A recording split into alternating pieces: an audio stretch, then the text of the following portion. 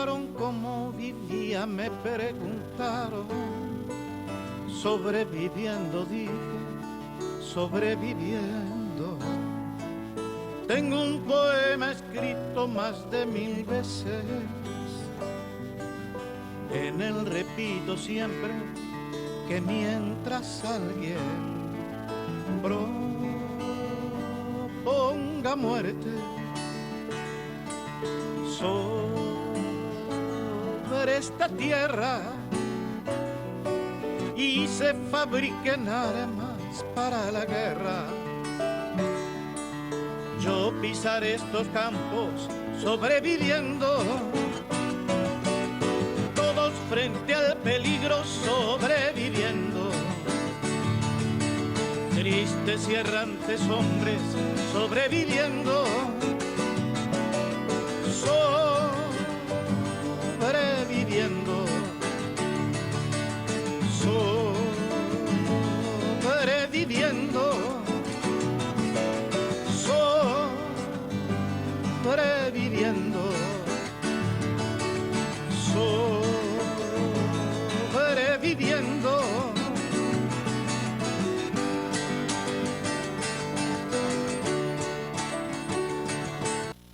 Bueno, y aquí estamos como siempre en este cañón comunicacional por la paz, por la tranquilidad, por la solidaridad. Hoy tenemos un invitado de lujo, el profesor Rafael Argotti, y del que hoy vamos a hablar. Tenemos bastantes cosas, profesor, bienvenido.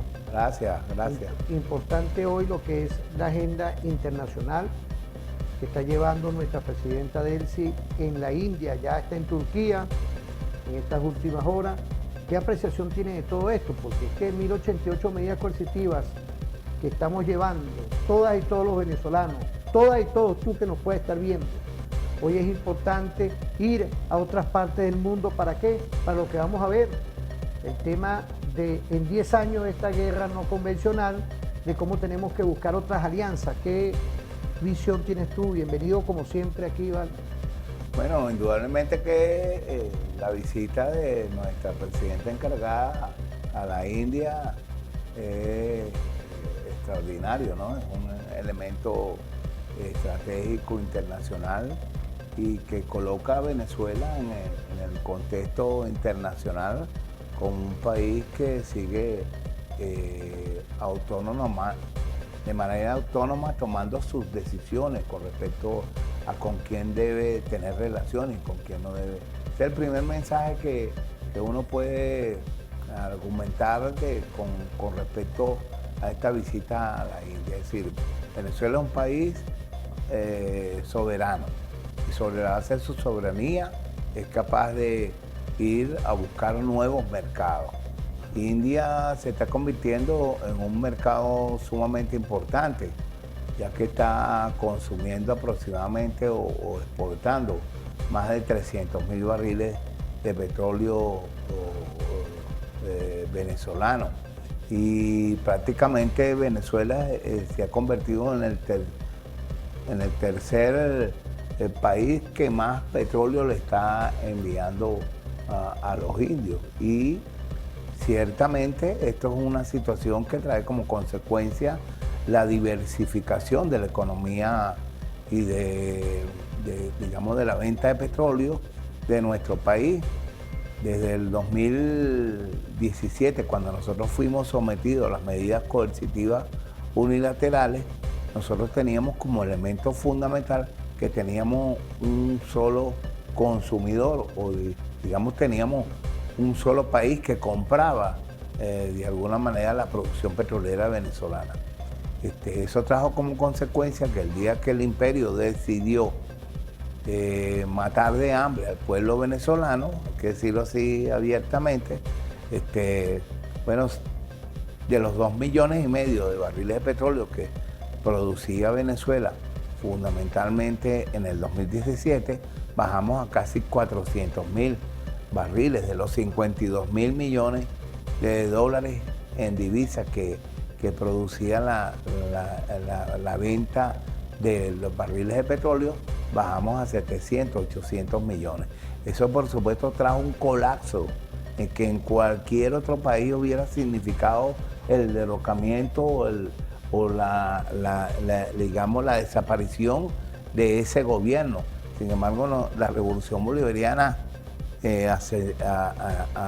asentó el golpe y decidió batallar en función de garantizar. Debemos recordar el marco también del 2017, que esas medidas coercitivas se iniciaron en pleno ataque de la oposición extremista, donde había guarimbas, donde había muertes, donde estaban quemando gente en Altamira. Y debemos recordar que la situación de violencia era prácticamente de una tensión pre-guerra civil. Sin embargo, la revolución bolivariana logró aceptar el golpe y avanzar en función de su estrategia. Cuando el presidente Nicolás Maduro llama a la constituyente del 2017 y nosotros empezamos un proceso de flexibilización, porque eso hay que decirlo, de las leyes en función de darle mayor maniobrabilidad al gobierno en ese momento, que necesitaba de alguna forma garantizar su permanencia dentro del Estado venezolano. De manera que lo que está haciendo hoy la presidenta encargada del CID, Eloína Rodríguez Gómez, es asentar ante el mundo la soberanía del pueblo venezolano. Después del 3 de enero ha habido unas circunstancias que han traído como consecuencia cambios importantes dentro de la estrategia política en el marco de la diplomacia de paz del gobierno bolivariano, y esto se inserta efectivamente dentro de la estrategia de la diplomacia de paz. Ahí tenemos unos videos que nos hablan y nos dan una perspectiva de la India. Vamos a ver esos videos, vamos a verlos. En un país tan valeroso, tan espiritual y, como tú lo has dicho, una potencia económica que juega un papel muy relevante en el mundo. Así que felices de traer el mensaje de Venezuela, que es el mensaje de paz, es el mensaje de amistad y de cooperación. Vamos a tener una agenda muy fructífera donde yo espero abordar áreas de cooperación en beneficio de las principales necesidades del pueblo de Venezuela. De Venezuela, Delcy Rodríguez, a la República de la India. En este momento se desarrolla esta reunión con el ministro de Asuntos Exteriores de la República de la India, Subramanian Jaishankar. Esta reunión marca el inicio de la agenda de la mandataria suramericana, quien llegó a Nueva Delhi este miércoles en un encuentro que los medios y agencias han reseñado ampliamente por su importancia para la consolidación de alianzas estratégicas. También sirve como antesala a la reunión de alto nivel que sostendrá en las próximas horas la jefa de Estado venezolana, Delcy Rodríguez, con el primer ministro de la República de la India, Narendra Modi. Participan junto a la presidenta encargada, el ministro de Relaciones Exteriores, Iván Gil, la vicepresidenta sectorial de Ciencia, Tecnología, Ecosocialismo y Salud, Isabel Iturria, la ministra de Ciencia y Tecnología, Gabriela Jiménez, la ministra de Transporte, Jacqueline Faría, el vicepresidente sectorial de Comunicación y Cultura, Miguel Ángel Pérez Pirela, y el ministro del despacho de la presidencia, Juan Escalona. Por la parte del gobierno indio están presentes Rudendra Tandon, secretario del Ministerio de Relaciones Exteriores, Aman Puri, secretario adjunto y jefe de la División para América del Sur, P.K. Ashok Babu, embajador de la República de la India en Venezuela, y Sarath Sankar, subsecretario responsable del escritorio de Venezuela del Ministerio de Relaciones Exteriores de la India. Este viaje busca dinamizar la amistad y los acuerdos de cooperación bilateral y es el primero que realiza Delcy Rodríguez en su condición de presidenta encargada a la nación del sur de Asia. Al término de la reunión con el canciller de la India, la presidenta encargada manifestó la voluntad de Venezuela de suscribirse a la Alianza Internacional para los Grandes Felinos, una iniciativa impulsada por la República de la India para promover la conservación de estas especies y sus ecosistemas. Venezuela, evidentemente, posee una de las poblaciones de jaguar más importantes de América del Sur y cuenta con extensos ecosistemas estratégicos en la Amazonía, Guayana y los Llanos principalmente. De esta manera se ha desarrollado la reunión entre la presidenta encargada de la República Bolivariana de Venezuela, Delcy Rodríguez, y el canciller de la República de la India. Inicia esta agenda de trabajo. Más adelante estaremos llevándoles detalles, sobre todo del encuentro de alto nivel con el primer ministro Narendra Modi y otras actividades previstas en esta visita de trabajo. Hardik Singh Puri, le acompañan los secretarios Niraj Mittal, Esha Srivastava y Rasal Dwivedi. Al encuentro se sumaron altos directivos corporativos como Arun Kumar Singh de ONGC, Arvinder Singh Sahney de IOCL, Ranjit Rate Oil y Rajarshi Gupta de OVL, junto al secretario adjunto de Cancillería Aman Puri, al embajador de la India en Venezuela Ashok Babu y el subsecretario Sarat Sankar. Así se desarrolla otra de las sesiones de trabajo de la presidenta encargada del CIRO. Especialmente al primer ministro Modi por sus atenciones, la hospitalidad ha hecho que nos sintamos en casa. Se cruzan los caminos de Venezuela y la India y de aquí en adelante consolidar nuestras relaciones de amistad, de cooperación. Nuestra agenda de trabajo ha estado centrada para satisfacer al pueblo venezolano sus necesidades en el área de salud, de transporte público, de ciencia y tecnología, complementariedad energética. Acá llega el petróleo de Venezuela a la India y también cómo nosotros podemos a través de una agenda de cooperación bilateral tener beneficios compartidos para nuestros países. Y hemos estado trabajando también en la energía renovable. Bueno, toda esta agenda de trabajo será para Venezuela un gran avance de gran significado y nosotros seguiremos por el camino de satisfacer las necesidades de nuestro pueblo y defender el buen nombre de nuestro país y de nuestro pueblo. Seguimos avanzando.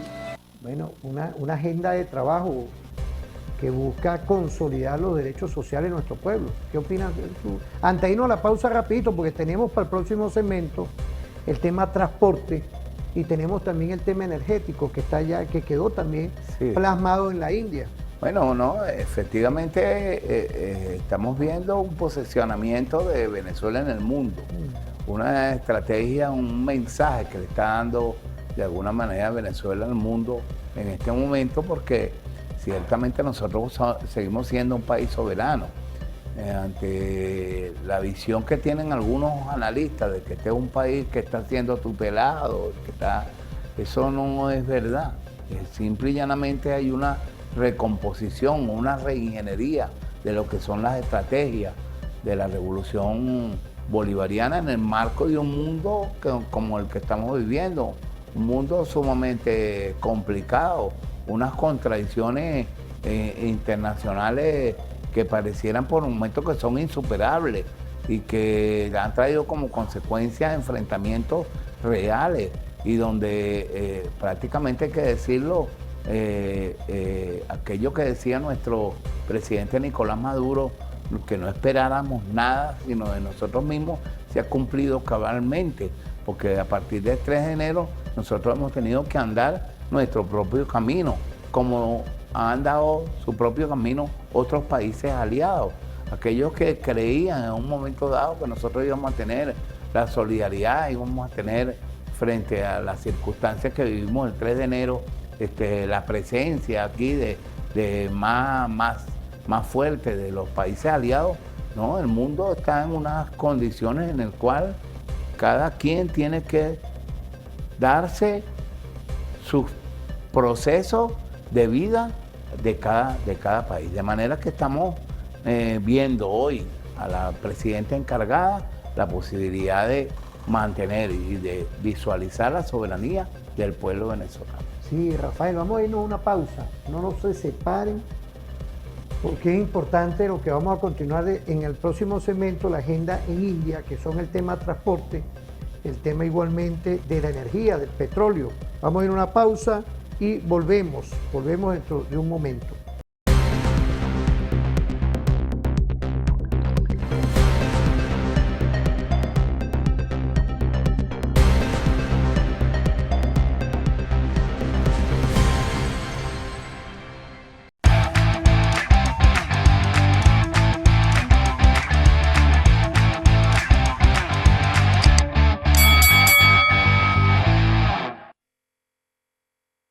Bueno, volvemos, vale, aquí estamos activos en las rutas estratégicas. Saludar a toda nuestra audiencia, a nuestro general Johnny Morales, presidente de nuestra televisora de la Fuerza Armada, un ejemplo estratégico de lo que es hoy, referente informativo al equipo.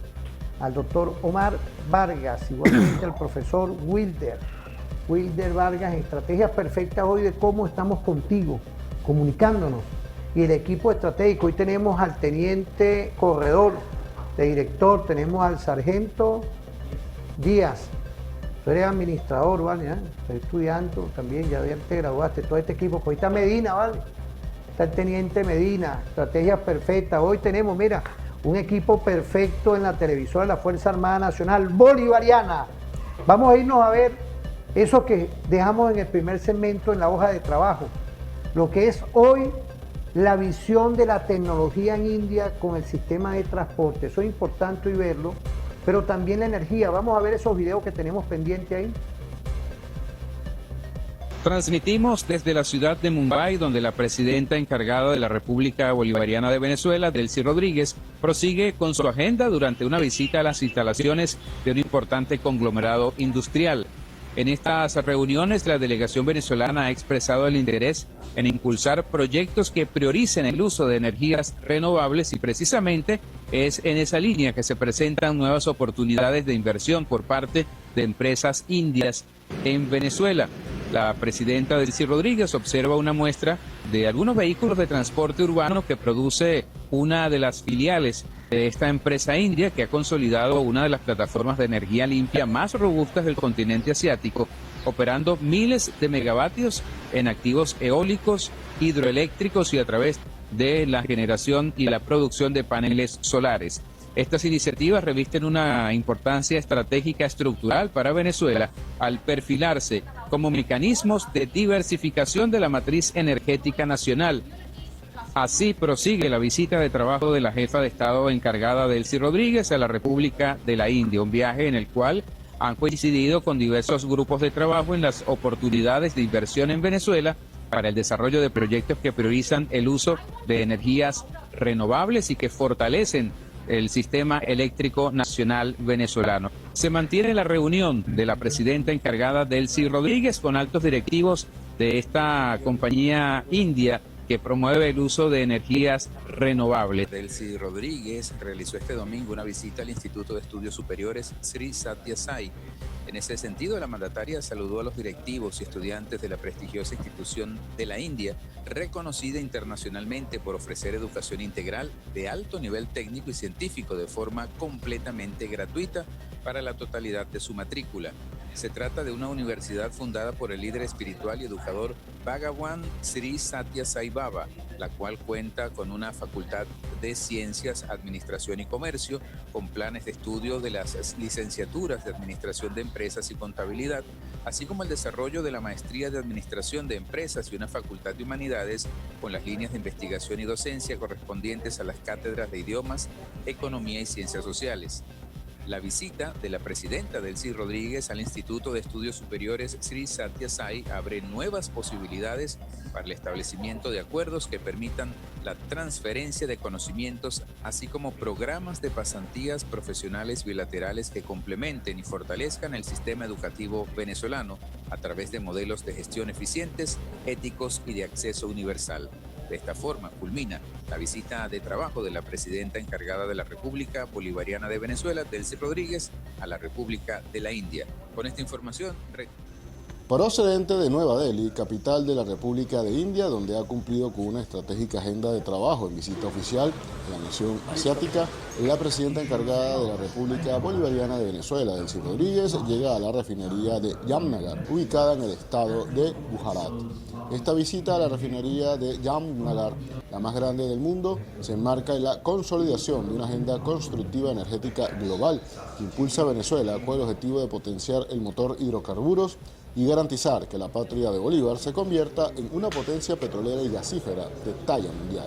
La presidenta encargada es recibida por Panda Madhusudana Siva Prasad, director ejecutivo de Reliance Industries Limited, de Bangasu Rai, Cluster President y director de manufactura de Jamnagar, y M.V. Kishore, presidente de la zona económica especial de la refinería de Jamnagar, entre otros altos directivos de la empresa. Por parte de la comitiva venezolana destacamos la presencia del canciller Iván Gil, la vicepresidenta sectorial de Ciencia y Tecnología Isabel Iturria, entre otras autoridades del gobierno nacional. La refinería de Jamnagar es una de las obras de ingeniería industrial más imponentes del planeta. Es propiedad de Reliance Industries Limited.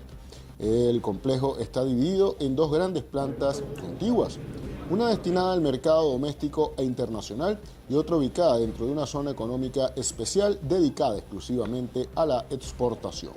Actualmente es el mayor complejo de refinación de petróleo en un solo sitio a nivel global. Tiene una capacidad de procesamiento combinada de aproximadamente 1.2 a 1.4 millones de barriles de crudo por día, equivalente a procesar cerca del 1.5% de todo el crudo mundial. Sus principales productos son gasolina, diésel de ultra bajo azufre, combustible para aviación, gas licuado de petróleo, nafta y coque de petróleo. En el marco del Día Mundial del Medio Ambiente, durante su recorrido por la refinería de Jamnagar, la presidenta encargada de la República Bolivariana de Venezuela, junto a las autoridades de esta importante empresa, sembraron. Fíjate, volvemos otra vez de ver la agenda presidencial. Yo veo que son varias áreas, por eso es que el profesor Rafael Algotti era importante que estuviera con nosotros, con el tema de los profesionales y técnicos. Estamos hablando de transporte público, estamos hablando de maestría, energía renovable, de maestría del tema estratégico, la formación. Ahí quiero saludar al grupo de Árbol, la Asociación Bolivariana de Rectores, con Edgar Martínez.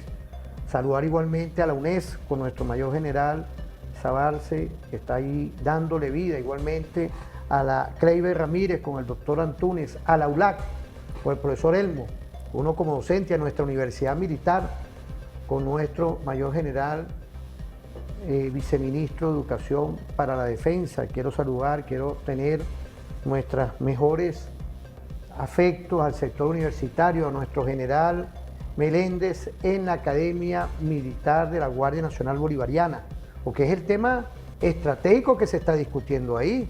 Maestría de alto relieve, pero también el energético. ¿Qué podemos decir, apreciado profesor? Bueno, no, muy importante todas las conexiones que está haciendo con el pueblo de India. Nosotros debemos recordar que en los momentos más duros de las medidas coercitivas unilaterales, cuando no solamente escaseaba la comida, sino también escaseaba medicina, pañales y todas las necesidades que prácticamente el imperio decidió atacar al pueblo venezolano, y no solamente matarnos de hambre, sino también violentar de alguna manera la estructura más poderosa de la revolución bolivariana, que eran las mujeres que liderizaban de alguna manera todas las formas de organización revolucionaria. India fue capaz de prestar su solidaridad, como lo hizo Orán en su momento, como lo hizo Brasil en su momento, China, Rusia. Eso hay que tenerlo siempre presente. Y nosotros empezamos a ver aquí medicinas hechas en India, de alta calidad, porque recordemos de que India es un país, el país mayor poblado del mundo, con más de 1.400 millones de habitantes, y entendió la filosofía del comandante Chávez, porque eso hay que decirlo también, y se desarrolló la estructura del trueque a través de cambiar petróleo por esas posibilidades que teníamos de traer medicina, y con esta visita se amplían hacia otros elementos fundamentales para la vida nacional, además del intercambio. Lo más importante aquí es que no se está haciendo o no se está interrelacionando con el país de India sobre la base de comprar tecnología, sino que haya una transferencia tecnológica. Aquí estamos hablando de energía renovable, la posibilidad de desarrollar la energía eólica, es decir, la energía a través del viento para la generación de electricidad, como ciertamente nosotros tenemos nuestro sistema de energía hidráulico, que es el que genera al sistema eléctrico nacional el 70% de la electricidad que recibimos. Pero ciertamente nosotros necesitamos diversificar también esa estrategia, porque muchas de las ciudades, sobre todo los que están en la cola del sistema eléctrico nacional, como es el caso de los países de los estados andinos, necesitan de otros desarrollos tecnológicos, sobre todo porque en el marco de las medidas coercitivas unilaterales, estas estrategias, estos proyectos que se estaban desarrollando, que se iniciaron hace más de 20 años y que perseguían resolver el problema eléctrico, por ejemplo, de los estados andinos, no se pudieron avanzar porque, bueno, los recursos prácticamente disminuyeron drásticamente. Y una estrategia de asociación con el país de India en el marco del desarrollo de explotar esta energía que también tenemos en nuestro país, que es la energía eólica, puede servir para garantizar y para ingresar una gran cantidad de megavatios a nuestro sistema eléctrico nacional y poder resolver los estados más críticos que tiene en este momento nuestro país en el marco estratégico de la electricidad en el mundo. De manera que esta relación, esta estrategia busca consolidar la posibilidad de que nosotros tengamos una mayor autonomía en este proceso de desarrollo del sistema eléctrico. Ahí también se estaba hablando de otras materias de energía renovable. Nosotros en la revolución intentamos desarrollar proyectos de energía eólica, que de alguna manera es energía renovable y ciertamente producto de las medidas coercitivas unilaterales, esos proyectos quedaban prácticamente truncados. Pero hoy, en esta visita que hace nuestra presidenta encargada, estamos desarrollando nuevamente o atrayendo o vinculando o potenciando la posibilidad de desarrollo de este tipo de energía, repito, en el marco de la visión de la transferencia de tecnología, porque eso es básicamente lo que ha ocurrido en el país.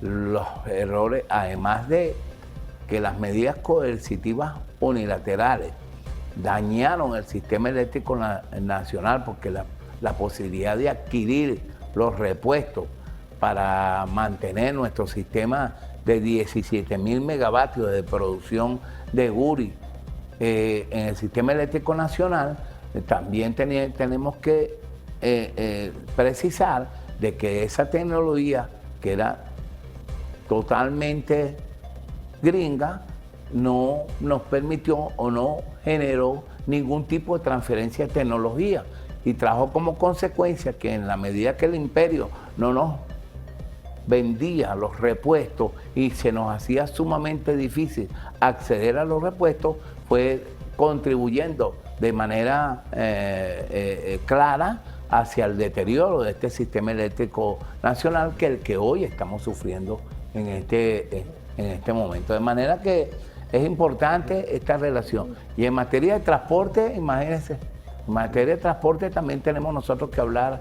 Hoy tenemos nosotros aquí la transferencia de tecnología con los chinos a través de la empresa Yutong, en donde estamos prácticamente trabajando de la mano amiga de la República de China. Traer la empresa Tata también, porque con esa transferencia de tecnología que nos permita a nosotros no solamente ensamblar, sino también producir los motores en nuestro país, nos da a nosotros un avance importante desde el punto de vista tecnológico, de soberanía y de independencia de la revolución bolivariana. De manera que esta visita a estas instituciones, a estos monstruos industriales de la generación del pueblo de India, además de llenar de esperanza y de profundizar la relación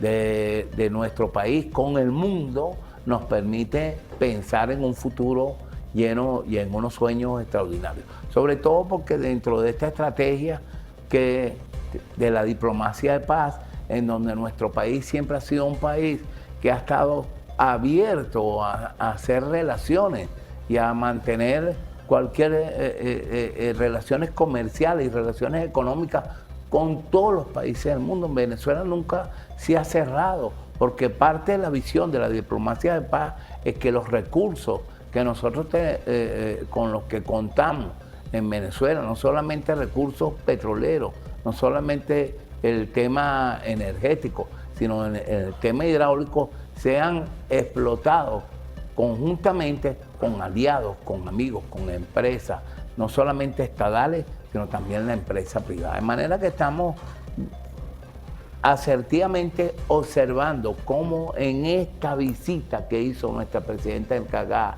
Delcy Eloína Rodríguez Gómez, no solamente estamos posesionando la visión de soberanía y de independencia política, social, económica que tiene nuestro país, sino relacionando o profundizando estas relaciones con el nuevo mundo, porque no hay duda que hay un mundo, ha nacido un mundo multipolar, no hay duda que estamos, estas guerras que estamos observando en el Medio Oriente, este enfrentamiento, esta derrota que le está aplicando Irán a los Estados Unidos y a Israel, trae como consecuencia el nacimiento de ese nuevo mundo, en donde, como bien lo predijo y como bien lo visionó nuestro comandante Hugo Rafael Chávez Frías, mundo equilibrado de multipolos en todas las regiones del mundo para que esto pueda avanzar en favor de la humanidad, porque esta revolución es una revolución humanista y en función de eso nosotros vamos profundizando nuestros espacios. Hoy estamos en un proceso en donde con nuestra diplomacia de paz, haciéndole entender al imperio que nosotros simple y llanamente defendemos nuestra independencia y nuestra soberanía y que no nos negamos a tener unas relaciones con el pueblo y con el gobierno de los Estados Unidos, con unas relaciones de respeto, en el marco de nuestra Constitución, en el marco de nuestra jurisdicción, en el marco de lo que son nuestras leyes. Y es así como nosotros, y no en el marco y en el plan de querer arrebatarnos nuestras riquezas, no en el marco ni en el plan de querer robarse nuestra riqueza, no en el marco ni en la estrategia de querer tutelarnos, porque nosotros no aceptamos tutelaje. Y en el marco de esta diplomacia de paz, seguiremos debatiendo, seguiremos discutiendo y seguiremos haciendo lo que nosotros creemos que debemos hacer para el bienestar de nuestro pueblo. Bueno, Rafael, que una aproximación, unos enfoques acertados. Quiero agradecerle a los profesionales y técnicos. Igualmente, en esta semana debemos de tener un invitado especial que nos va a hablar del tema de la salud, de educación universitaria. Vamos a primero confirmar al profesor doctor, el rector de la Universidad Central de Venezuela. Vamos a también tener, tú que fuiste miembro del Grupo 80, ¿vale? De ese grupo, no, aquí estamos. Vamos a traer un rector de nuestra universidad, un revolucionario estratégico y muy capaz en todo esto. Vamos a primero confirmar bien, porque para esta semana tenemos que estar aquí. Nos tocó compartir con el rector fue Mayor Toro, claro, su gestión de rectorado en la dirección de deporte me correspondió y fue una gestión luminosa para la Universidad Central de Venezuela, porque nos tocó enfrentar con escasos recursos ese monstruo y esa, impresionante infraestructura deportiva con la que cuenta nuestra Universidad Central de Venezuela, no solamente el estadio universitario, el estadio olímpico, nuestro banco de piscina, nuestras canchas y sobre todo conocer la visión de nuestro arquitecto estrella, el maestro Carlos Raúl Villanueva. Y vivieron momentos en esa gestión telúrico, 27 de febrero y 4 de febrero. Lo llevó él como rector, quiero saludarlo, Luis Fe Mayor Toro Delfín, sí. Recuerdo, como siempre. Hizo tremenda gestión en la oficina de planificación del sector universitario, impecable, ¿verdad? Bueno, vamos a irnos a una pausa, ¿vale? Bueno, y ahí se vamos a ir a una pausa para volver. O sea, ahí se profundizó, hay que decirlo, ahí se profundizó todas las estrategias de lo que fue el movimiento estudiantil de los años 80, lo que fue no solamente el tema de las bibliotecas, el tema de las becas, el tema de las pasantías, el tema de la mejoramiento de los auxiliares docentes, sino también la conquista de FAME, en salud, de los estudiantes, todo lo que fue el medio pasaje estudiantil, el tema de los transportes, fue activísimo. Para mí un honor tenerlo aquí a él y va a ser invitado permanente. Vamos a irnos a una pausa, no se separen.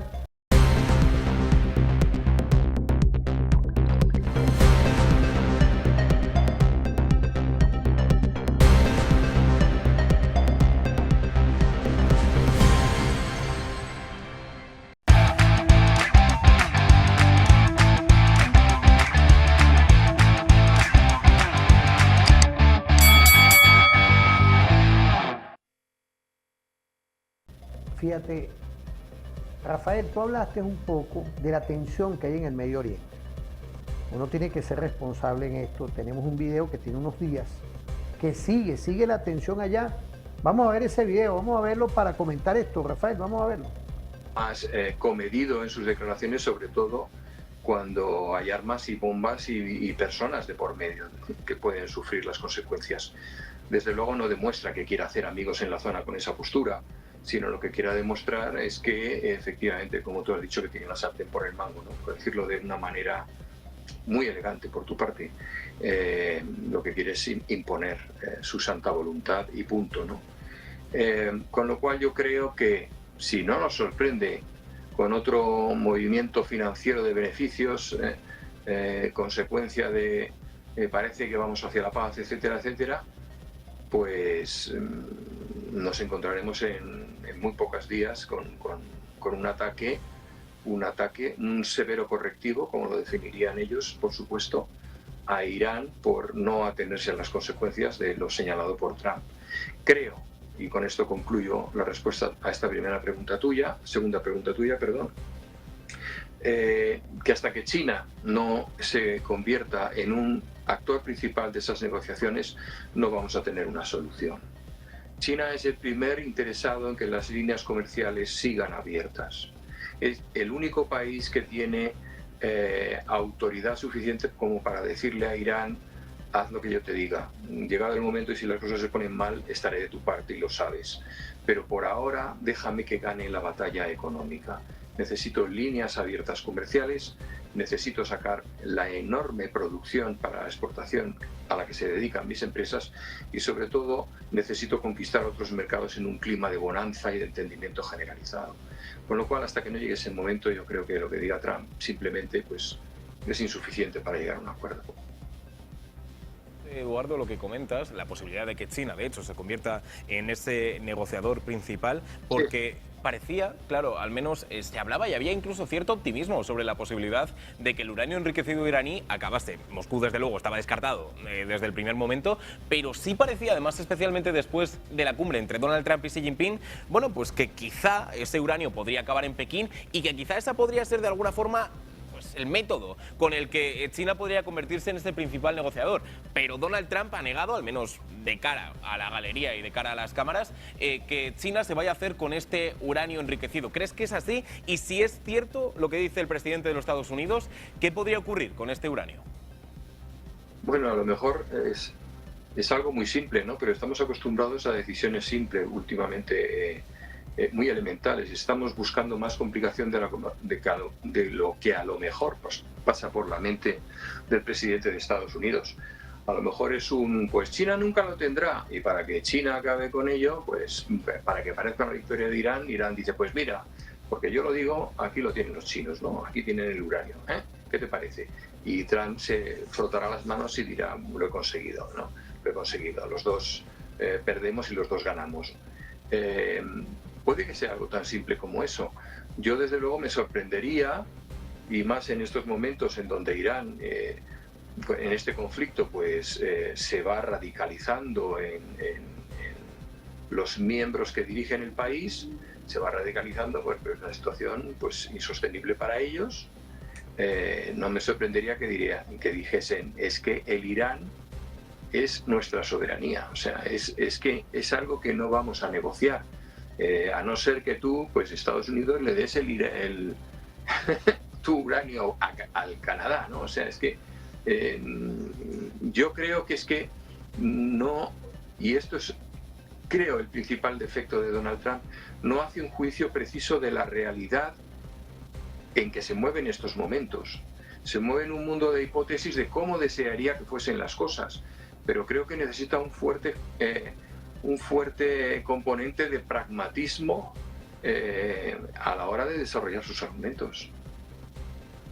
Y estamos hablando, Eduardo, del conflicto actual, estamos hablando precisamente de la guerra actual en Irán, pero bueno, parece al menos bastante evidente que el siguiente golpe por parte de la administración Trump podría ser en Cuba. Marco Rubio se ha referido al asunto asegurando, bueno, que se intenta llegar a la mejor solución diplomática, pero desde luego no ha tenido pelos en la lengua al hablar del liderazgo cubano. Por tanto, teniendo en cuenta estas últimas declaraciones, ¿qué crees que puede ocurrir en Cuba precisamente después de ese fin, veremos si inminente o no, en la guerra en Irán? Vale, antes de decir qué puede ocurrir, vamos a decir que... Bueno, volvemos. Esa es la situación global que en este momento está en pleno desarrollo. E igual aquí desde el sur global, ¿qué podemos hoy en este segmento apreciado analista, investigador? Bueno, con toda esa visión tuya que siempre es importante darle ese toque estratégico. Sí, indudablemente que estamos en un mundo, en el nacimiento del mundo multipolar, y esto de alguna manera tiene que ver con toda esta situación del Medio Oriente.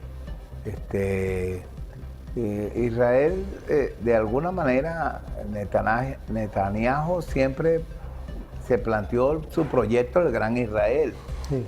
Y bombardear y acabar con la franja de Gaza tenía como objetivo profundizar la presencia de Israel en el territorio del Medio Oriente, y no solamente pensando en el tema de bombardear Gaza y de tomar Gaza y los palestinos, sino que de ir creciendo hacia Siria, Líbano, es decir, tomarse esos países, tomar esos territorios y conformar lo que es la visión del Gran Israel. Esto por más de 2 años prácticamente el mundo vio de manera inerte cómo este país masacró al pueblo palestino y trató de reducirlo a la ceniza. Solo la capacidad de la dirección política militar del pueblo palestino fue capaz de resistir esta situación que se maneja, pero israelí, con la alianza con los Estados Unidos, no han perdido todavía su objetivo de ir construyendo, y atacan a todo el que tiene que atacar para la conformación de esa visión. En el marco de esa estrategia también han atacado las líneas estratégicas que se había planteado China con el tema de la ruta de la seda, que de alguna manera perseguía la interconexión del mundo y el posicionamiento de China en el mundo como tal. Esto también trajo como consecuencia que el imperio atacara esas líneas estratégicas, y por eso es que el imperio se plantea no solamente acompañar a Israel en el tema de violentar todo el escenario del Medio Oriente, sino que también se plantea dentro del marco del ataque a la ruta de la seda, posicionarse en su patio trasero, en este caso es Cuba, Venezuela, Nicaragua, cuyos países han mostrado su visión de este acuerdo. Esto ha sido contrarrestado, evidentemente, por el nacimiento de lo que nosotros hemos conocido como los BRICS, pues los países del mundo multipolar, frente a esa relación, porque todos estos países que han atacado los Estados Unidos e Israel, de alguna manera han sido sancionados. Y todos estos países, Irán, China, Rusia, de alguna forma han ido desarrollando nuevas formas de interconvenciones económicas, políticas, comerciales, que han dado al traste con la estrategia del imperio de mantenerse como amo y señor del mundo, en el marco de una visión de un mundo unipolar. De manera que estamos en pleno desarrollo de una circunstancia sumamente compleja en el cual se mueve el mundo. Bueno, después de la muerte del Ayatollah Jamenei y después del asesinato prácticamente del alto mando militar iraní, después que lograron penetrar las líneas estratégicas y llevar con su estrategia el imperio norteamericano, Israel a Irán, Irán se ha sentado y se ha posesionado y ha demostrado que está preparado para avanzar en una guerra a largo aliento, en su producción militar, que ha dado también fuertes golpes hasta el punto de que no solamente ha atacado los objetivos en Israel y prácticamente con los misiles hipersónicos ha logrado hacer retroceder al imperio israelí, sino también ha atacado todas las bases militares y en sus peticiones de acuerdo que se mantienen en negociaciones, pero que no llegan a acuerdo porque Israel no confía en los Estados Unidos y sabe que los Estados Unidos no respeta acuerdos y lo tiene sentado en la mesa de negociaciones y lo va a obligar a firmar seriamente y lo va a vigilar para que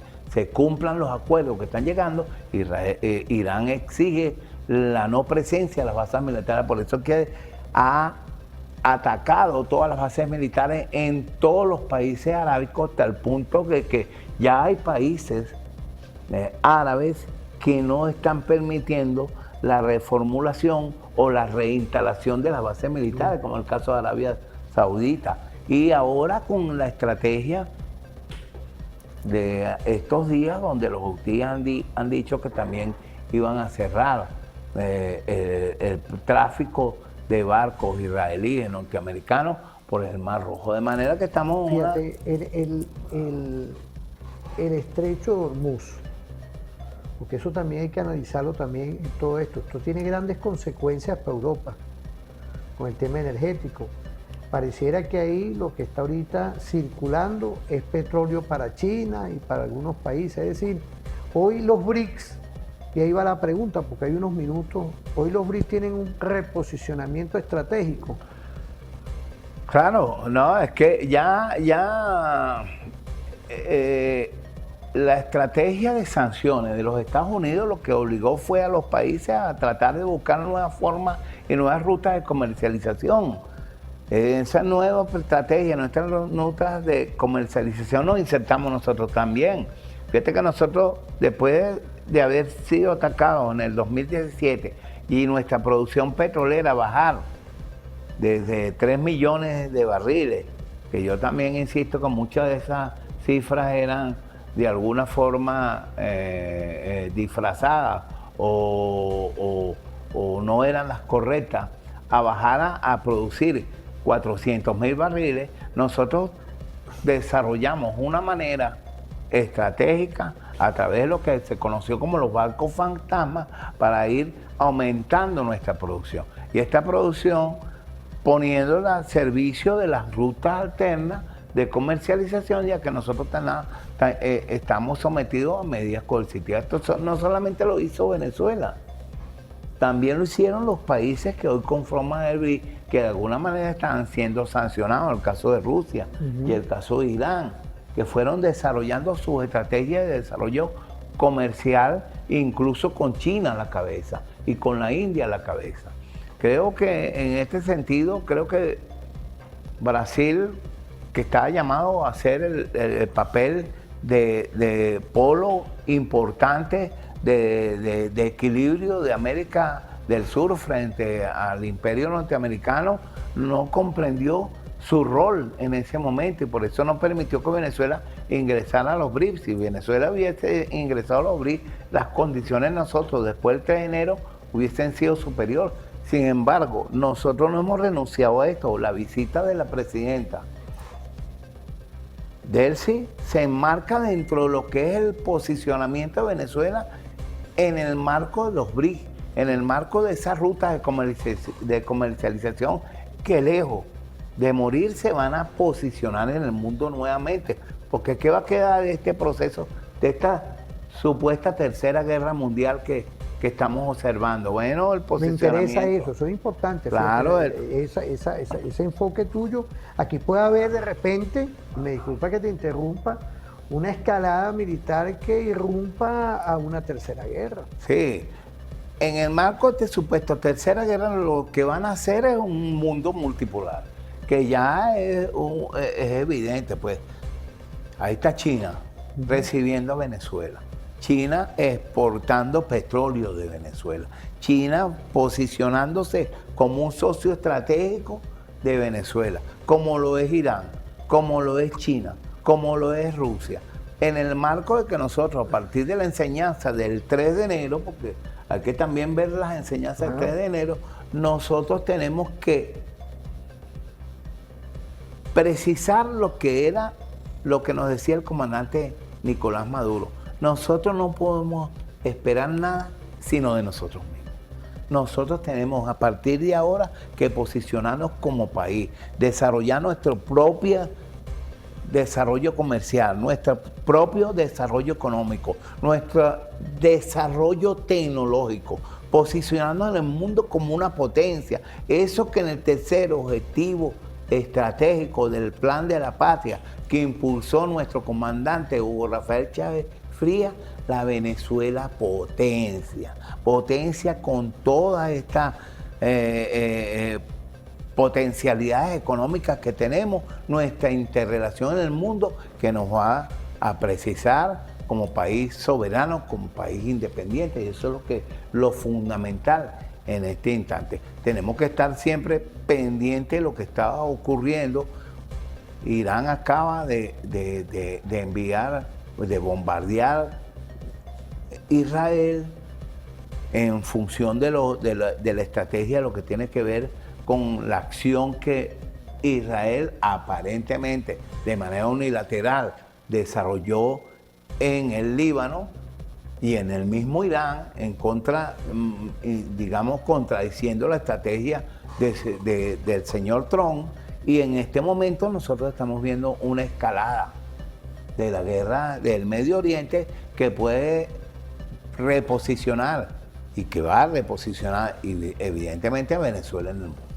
Claro, y yo siento, gracias por los mensajes que nos están llegando, de verdad que el invitado, como siempre, viene con esas aproximaciones estratégicas. Vamos a ir a una pausa, no se separen.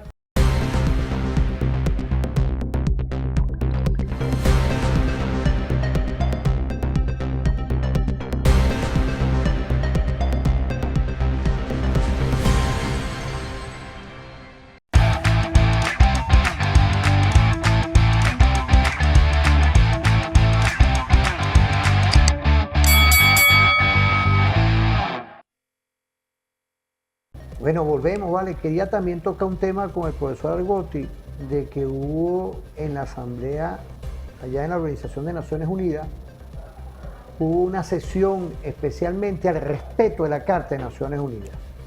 Igualmente a lo que es el tema de la multilateralidad, es decir, lo que es evitar lo que ocurre hoy con estas tensiones y con esta línea de acción militar en el Medio Oriente, como también todo lo que ha ocurrido en esta América meridional, esta América Latina. Yo quería presentarle al profesor, yo lo he pasado otra vez aquí, de esa sesión, que el embajador, en este caso de la República Federativa de Rusia, dio una visión de cómo Occidente tiene una visión del irrespeto. Y es un llamado de atención, porque eso nació después de la Segunda Guerra Mundial y Estados Unidos fue parte de esa conformación. Vamos a ver ese video, vamos a ver.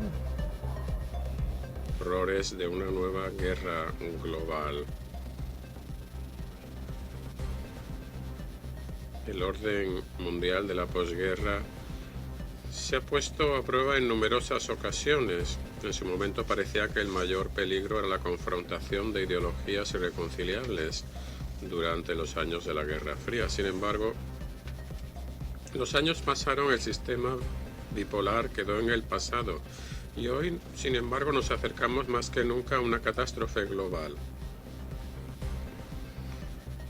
Viendo cómo se viola la Carta de la ONU, cómo se pone en duda su valor y la obligatoriedad de su cumplimiento.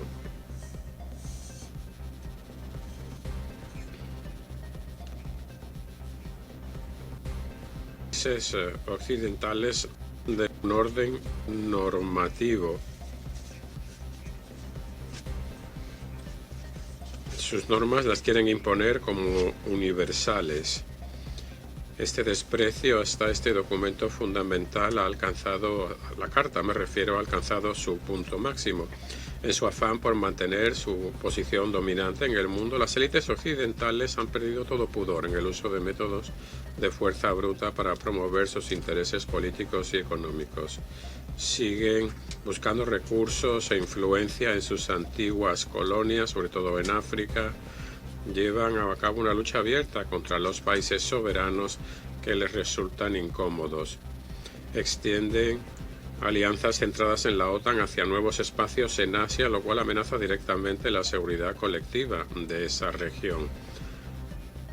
Con la ayuda de organizaciones y medios de comunicación bajo su control, desvían la atención de la comunidad internacional de las causas de los conflictos, generando un doble rasero que confunde a quienes se esfuerzan por abordar con responsabilidad el cumplimiento de la Carta de la ONU. En esas condiciones valoremos especialmente la Carta, sus fines y principios en toda su plenitud, sus mecanismos diseñados para proteger los intereses no ya de la mayoría, sino también de la minoría. No hay que olvidar que esta organización no fue creada por teóricos ociosos, sino por personas que sufrieron el horror de la Segunda Guerra Mundial y que sabían por experiencia cuál es el precio de la paz. La singularidad de la Carta radica en que dotó a todos los estados de igualdad de derechos. Sobre su base, la Organización Mundial ayudó a los pueblos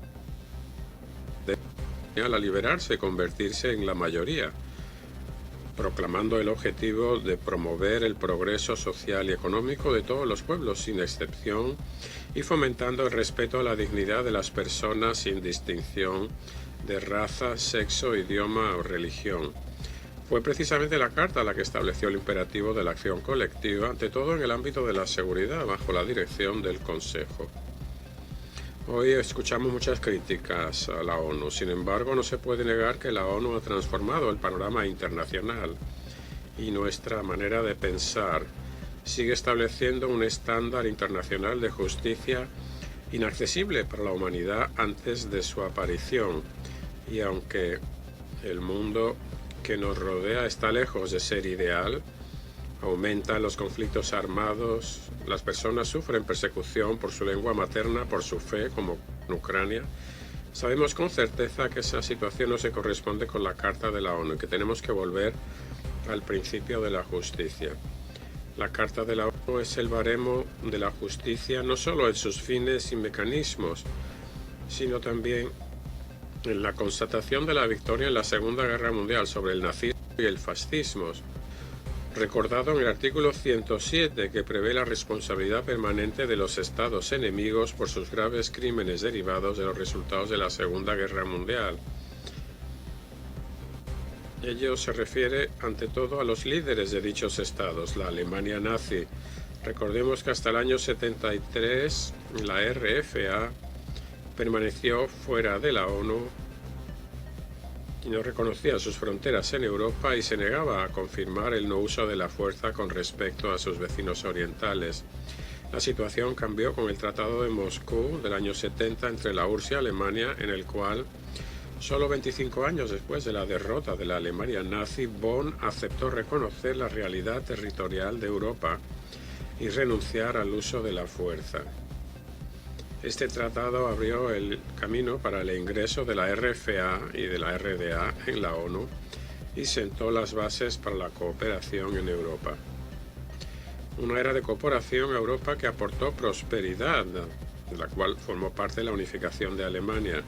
Sin embargo, los políticos miopes de Europa decidieron ser más listos y decidieron que la cooperación no era su método, que era mejor utilizar el chantaje y la presión, y que debían apoderarse nuevamente de las tierras del este, esta vez con la excusa de la expansión de la OTAN y de la Unión Europea. Esos proyectos imperiales avanzan hacia el este sin consultar a los pueblos de los países de los que se apoderan. Confían en el soborno de las élites y en las revoluciones de colores. Pero hoy la élite europea ha decidido quitarse las máscaras y apostar por la fuerza armada abierta, involucrándose activamente en la crisis de Ucrania, incluyendo suministros de armamentos sin precedentes. Como hemos... Bueno, y vemos cómo el sistema mundo, que empezó después de la posguerra de 1945, hay una organización de Naciones Unidas que inexplicablemente uno ve cómo existen escaladas de guerra, que lo estamos viendo ahorita, operaciones militares, un sinfín de cosas que están fuera del marco normativo de ese sistema mundo. ¿Qué podemos nosotros decir? Porque eso también hay que imprimirlo en referente informativo, apreciado profesor. Bueno, a partir de 1945, la derrota de los nazis y de Hitler, prácticamente, digamos, el equilibrio del mundo o lo que fue la creación de la Organización de Naciones Unidas, que intentaba mantener un equilibrio y no permitir volver al holocausto, a la guerra como tal, siempre se vio amenazada, fundamentalmente porque la existencia de la Unión Soviética generaba un polo de alternativa frente a lo que los países de la OTAN, por decirlo de alguna manera, que se crea, como bien dice el compañero ruso, pues en los años posteriores de 1945, pretendían reeditar la estrategia de apoderarse de las regiones y de los países sin consultar, como dicen, los pueblos que iban a someter.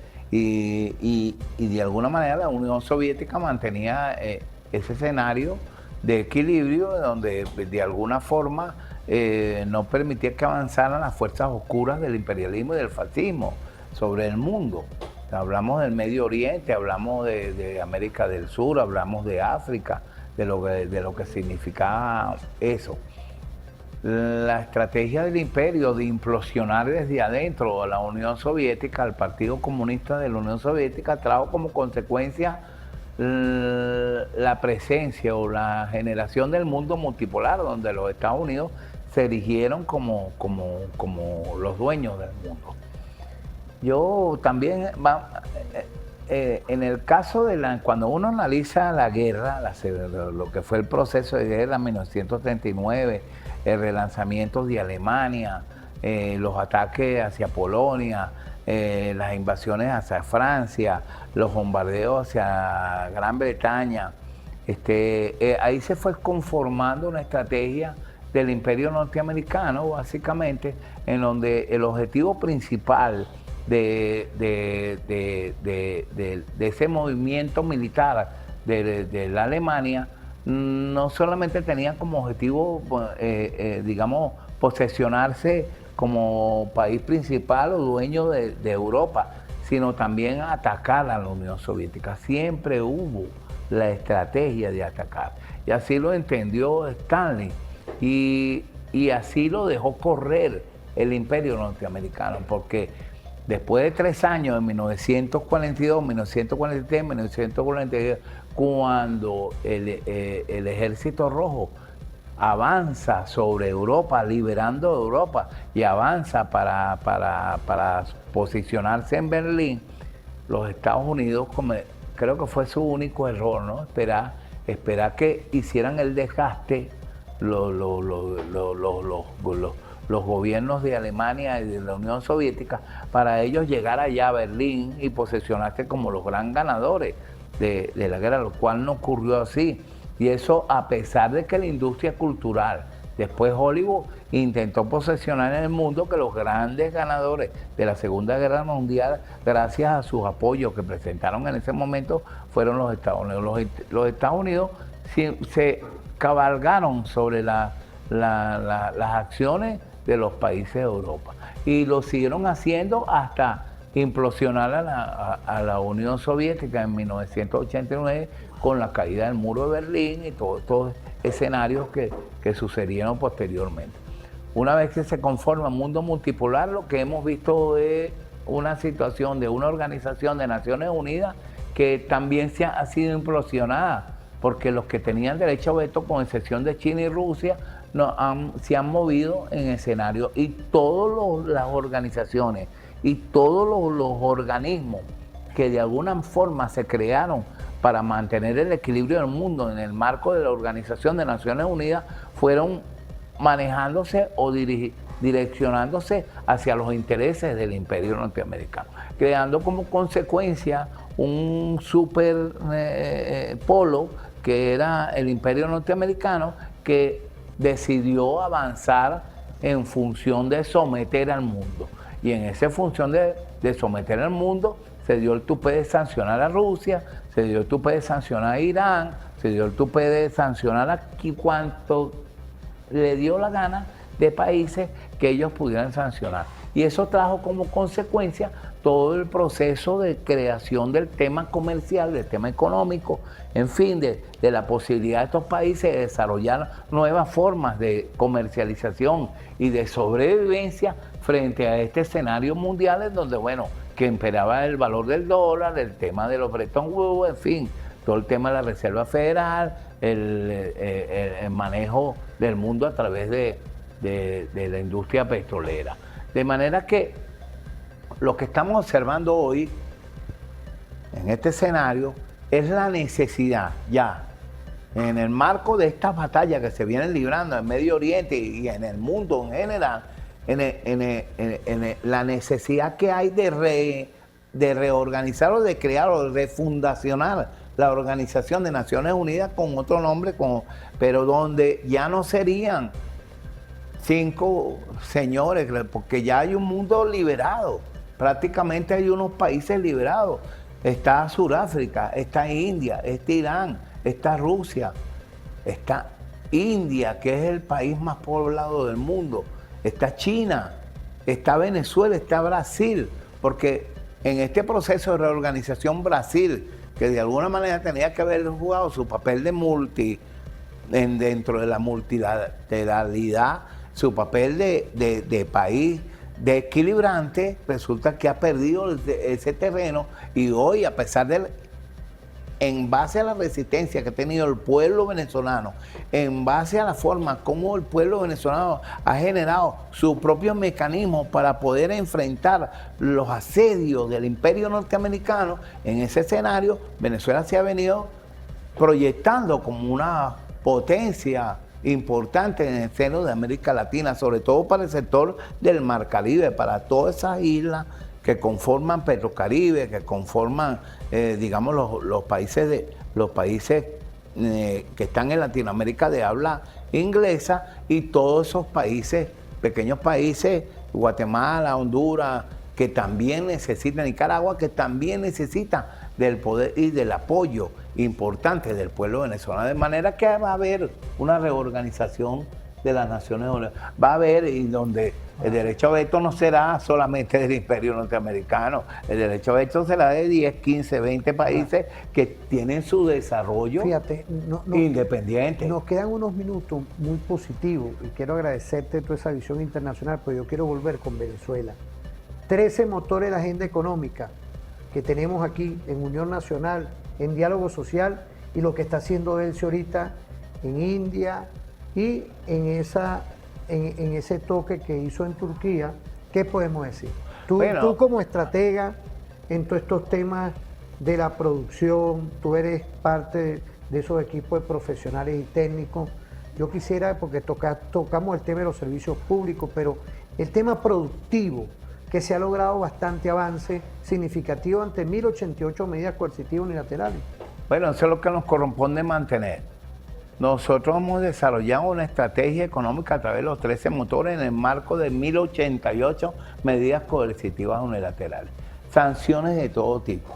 Y nosotros en ese marco y en esa ruta de resistencia, nosotros logramos avanzar con muchas dificultades, porque no es fácil. Un país que prácticamente dependía de comprarlo todo en el exterior. Nosotros compramos el 45, casi el 60%. Históricamente. Nosotros dejamos de ser el mayor productor de café y cacao del mundo, y pasamos en los últimos 150 años a ser un país productor de petróleo. Y como está barato, dame 2. Y como está barato, nosotros dejamos de producir la economía de puerto, una economía que todo lo compraba, que todo iba. Todas estas medidas coercitivas, todas estas sanciones del imperio, todo este esfuerzo que hizo el imperio por tratar de obligarnos, nos obligó a nosotros a redefinirnos, a hacer una reingeniería económica. Y nosotros empezamos dentro del sufrimiento real que tuvimos, porque nosotros no llegamos a tener aquí harina pan, nosotros no llegamos a tener aquí comida, nosotros tuvimos que volver a hacer arepas y cachapas de plátano, nosotros tuvimos que volver a hacer arepas de yuca.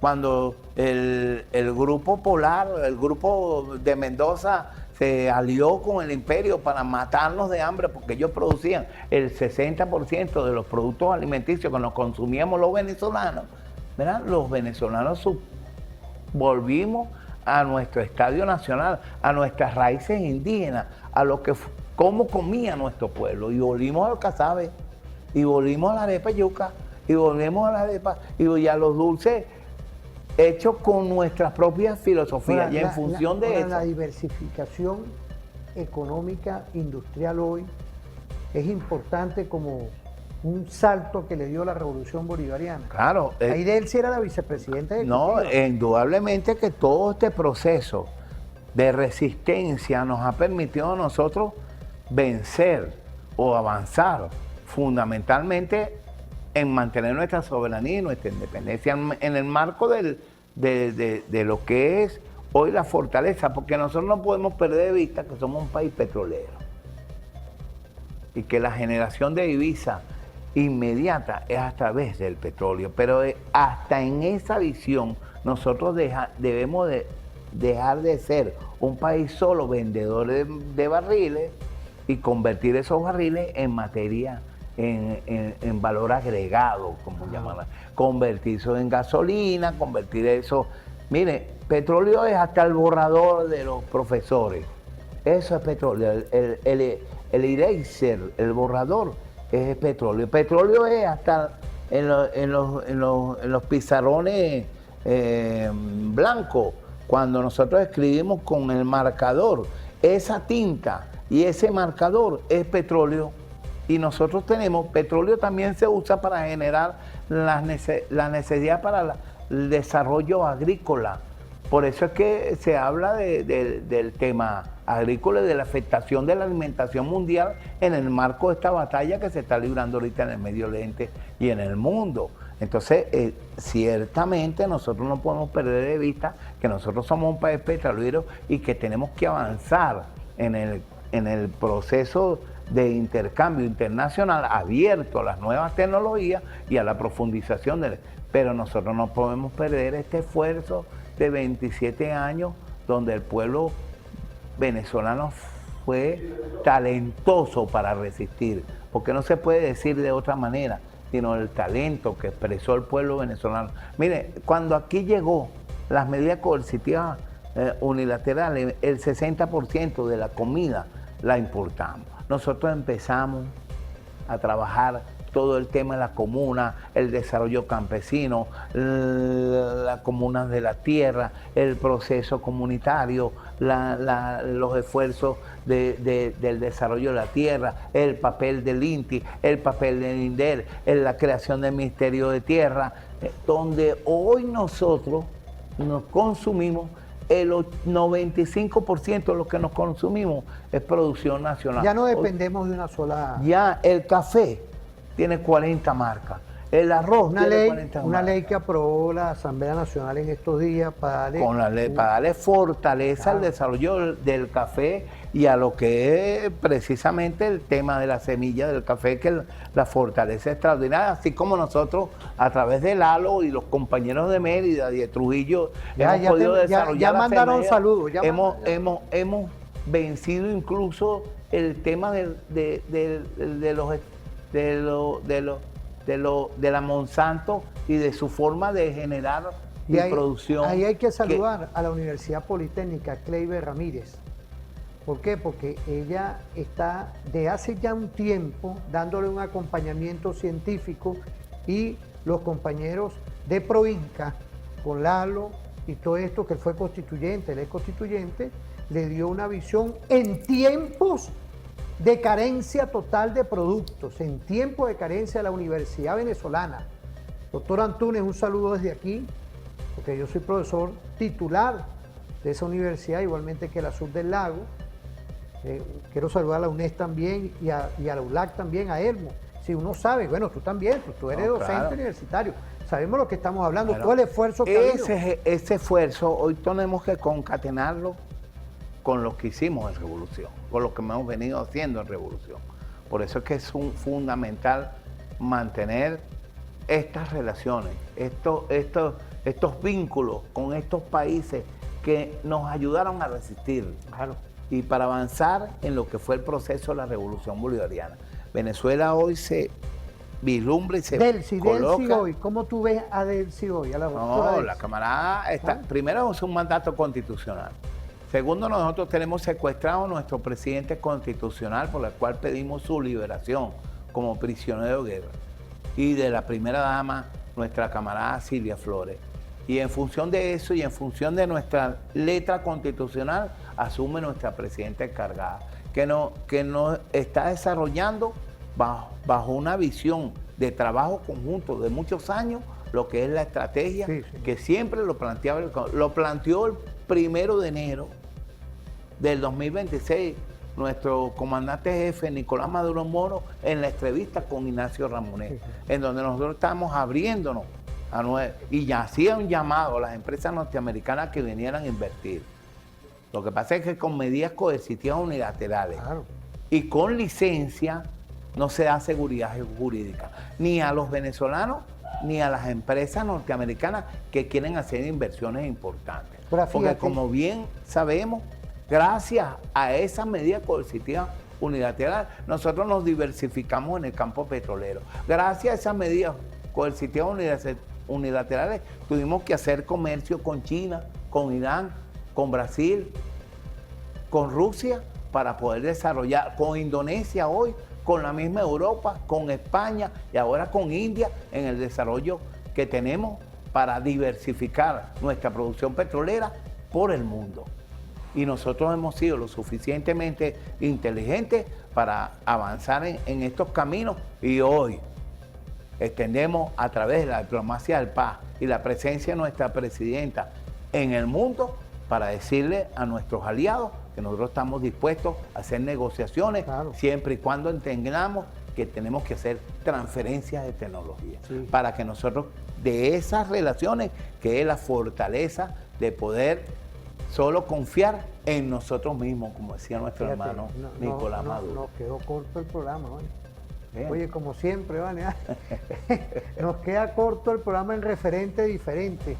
Apreciado constituyente Rafael Argote, y se me olvidaba ese, mira, tocaste el tema de Trujillo, de Mérida, de todos lados, vuelven otra vez esos mensajes con este Cristo vivo que estamos viendo.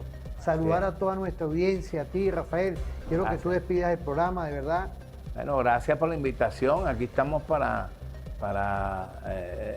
razonar lo que nosotros creemos, y bueno, yo sí creo que va a haber una reingeniería de todas las organizaciones de Naciones Unidas, y sueño con que ya no sé, que el Consejo de Seguridad no sean 5 tipos diciendo si acepta o no acepta, sino que sea una mancomunidad de países quienes decidan en un momento dado cuál es el papel que debe hacer el mundo para sostener el equilibrio y la paz. Bueno, que pasen un feliz día, nos vemos en otra oportunidad, bendiciones a todos, de verdad que pasen feliz día, nos vemos en otra oportunidad.